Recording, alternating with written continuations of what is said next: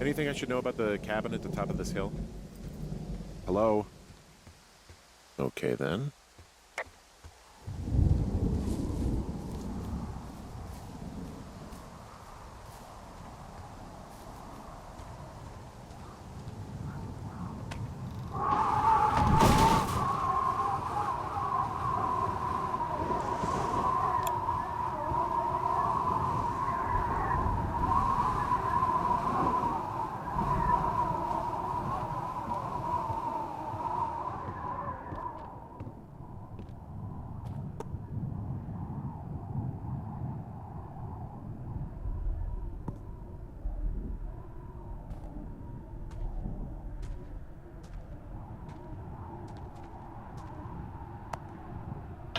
Oh my God!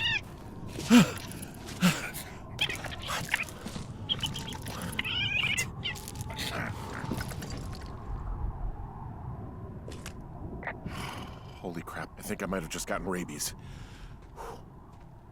Go on. I'm sniffing around an old lookout and I got attacked by a raccoon. Did he bite you? I don't think so. Yeah, you're probably fine.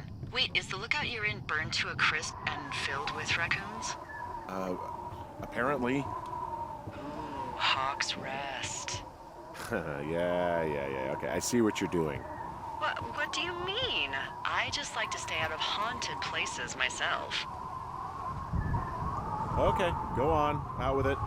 You want to hear about Raccoon Carter? So, some years ago, way before my time, a man named Winthrop Carter was stationed at Hawk's Rest.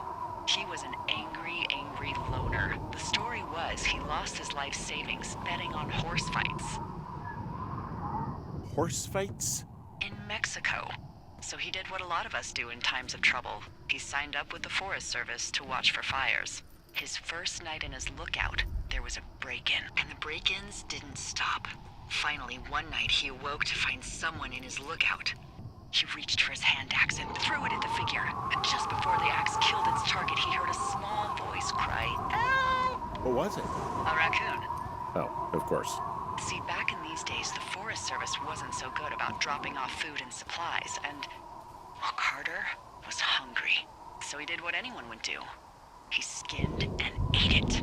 Eventually, Carter didn't want to eat anything else. It was raccoons or nothing. But one night, as he sharpened his raccoon blade, there was a scratching at the door. He looked towards it, and again, heard a tiny voice. "Help! Help!" He approached slowly, knife in hand, and ripped the door open. But no one was there. But then, from under the bed, he heard another small voice. "Help! Help!" Carter looked under the bed, and, of course, nothing was there either.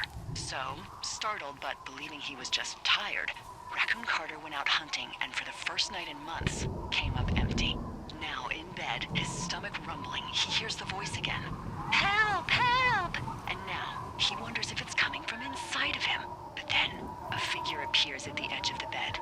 Again, he reaches for his axe, but in its place is another figure. He looks for the door, and there are more and more figures. Beady, glowing eyes peering out through dark masks. He leaps out of bed, horrified, slips and hits his head. And before he can get up, he feels hundreds of little fingers and razor-sharp teeth digging into his skin. Far away in Bighorn Tower, the lookout reported hearing a voice echoing through the valley. Loud at first, and then smaller and smaller, until they faded away forever. "Help! Help! Help!" And that's the story of Raccoon Carter. His ghost still wanders through the valley, moaning, "Help! Help!" on hot summer nights.